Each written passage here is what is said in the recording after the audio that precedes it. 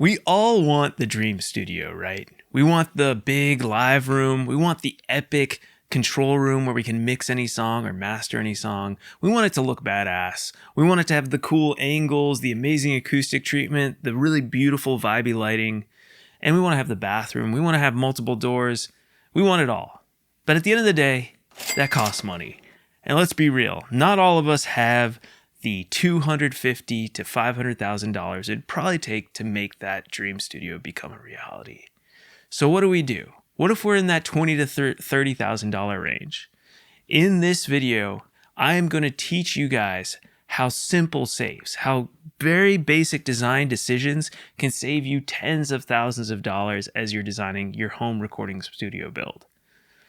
Before we dive in, I want to let you guys know that I have a free resource for you. This is my free soundproofing workshop. It's 45 minutes of in-depth teaching, giving away everything I know about soundproofing for free. Why not? You guys can watch it right away at soundproofyourstudio.com/workshop. All right, enough of me blabbering. Let's jump into this lesson on the 5 ways that simple saves. And you're definitely going to want to stick around for number 5 because it's probably the most important single thing you can do to save money. Number 1, make a priorities list. You know, we can say that we want all these amazing things in our studio, but at the end of the day, there's probably one thing we need more than all the things we want. I have all of my clients make a priorities list for me now because I realized that as I was designing, usually every client has a different need. They don't necessarily all want the same thing. They might not want what I want. So as my job as a designer, I'm supposed to figure out what is the one thing they need and how am I going to design for their need and make sure they hit their budget and everything's on target. Now, if you're doing this all yourself, you got to figure that out on your own.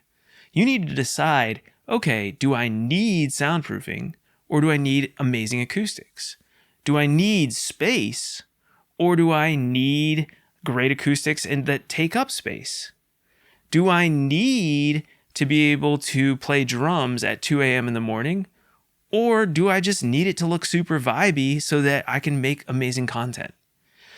You can see now with this exercise that even though you want 7 to 10 things, you only really need 1 to 3 things. And if you can focus it down to just one thing you really need, like sound isolation, all your budget, all that money can go right into that one thing, and you can make every decision along the way by focusing on that one thing that you truly need in your studio design. Number 2, if you really want to save money, the easiest way to save money is going to be reducing the interior square footage of your space. I know, it's not what you wanted to hear. No one wants to hear it. But at the end of the day, the real question is, let's say you have $20,000, studios can cost anywhere from like $100 to $300 per square foot.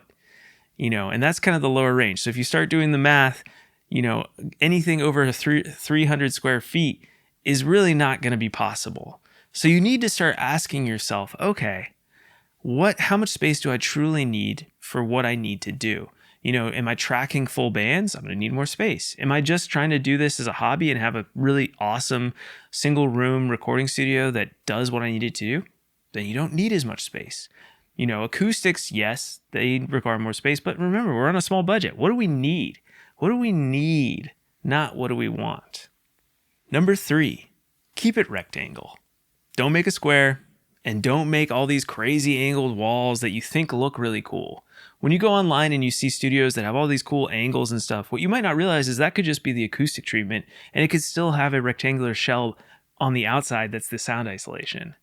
So when we're building studios and we have a smaller budget, we need to just think about simple shapes. Angles equal more money. That's something I always think about. They take longer to design, they take longer to build, they add complexity to the contractor who's like, oh, dang it, now I have to cut this at a certain angle. And, and contractors are used to building 90-degree angles. That's just the way most rooms are built. So keeping things rectangular and focusing on a good room ratio, that's going to get you 95% of the way there to getting a great sounding room and a usable space on budget. Number 4, 1 door, no windows. If you truly want to save money, you will only have one entrance and exit from your studio. And you'll have no windows. I know, no one wants to hear this either, but each door is on average $3,000 per door. And that's at the low end. That's if you're actually getting all the materials and building it yourself, including labor. You can always do things cheaper, but I've been doing studio design for years and I've looked at this every single way I can. And this is just how much things cost. Windows, roughly in that $100 per square foot range for a soundproof window, whether you buy it or build it yourself, it's still expensive. So keep that in mind. Every time you want a larger window or a window at all, you're adding $100 per square foot into the envelope of your studio. Plus, every door and window is always the weakest point in the system. So if sound isolation, if soundproofing is your main number one goal, adding windows and doors is actually reducing the ability for you to reach that goal. It's making it more expensive to try to achieve that. So if you want natural light, that needs to be a need. It doesn't need to be a want. So if you're like, I need natural light, okay, awesome. Let's put in a window. And you are aware of the consequences of having that natural light.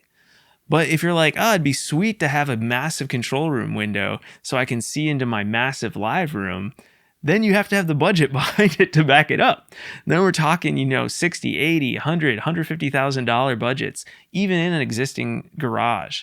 And, I'm just talking from experience here. I don't want to say, I used to think that you could do it for less, but I now know that unless you're doing it all yourself and it's going to take you a year and a half to build it, it's not going to happen for super cheap budgets. All right, here's the big one, number 5. Don't fall for the gimmicks. Don't use green glue. Don't use rock wool. Don't use Sonopan. I could keep going with like product after product after product that's like a soundproof specific product. Ironically, I rarely use soundproof specific products. The only thing I use if I have to is some sort of like decoupling clip.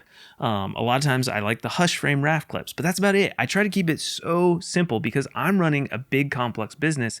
I need my designs to be simple. I don't want to be thinking about all the millions of products I could be using. I want to just focus on what works, and I want the same for you. You don't need to be using sticky glue that adds labor cost to your thing. That if you've ever had to clean the green glue gun, you don't want to do it again. Trust me. Like, you just don't want this. And then you think like, okay, this green glue is going to somehow give me extraordinary results. The truth is, anything that seems too good to be true probably is.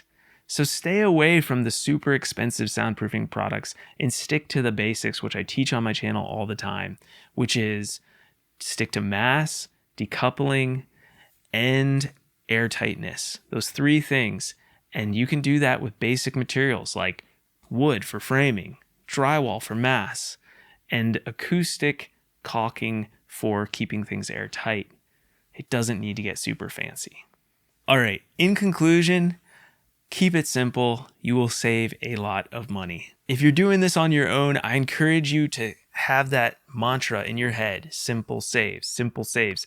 Every aspect of the design and build process for your home recording studio, keep that in the back of your mind. It'll help you make better decisions that will lead you to getting towards your budgetary goals in the long run. Remember, start small, focus on the essentials, and remember, the simpler your design, the more you will save. All right, I hope you guys have enjoyed this lesson on simple saves. My name is Wilson Harwood. I'm a studio designer and acoustician based in Nashville. If you all are like, you know what? I don't know if I want to do this all myself. I do work with clients. I have an application process. You can go to soundproofyourstudio.com, click on the Soundproof Clarity Call, and you can sign up for a clarity call if you pass some of my key requirements for my clients. I would love to talk with you on a Zoom call if that's the right fit, so definitely reach out. For those of you who are still trying to do it yourself, definitely keep watching the channel, keep learning, and go ahead and sign up for that free soundproofing workshop at soundproofyourstudio.com/workshop. All right, I'll see you all next week.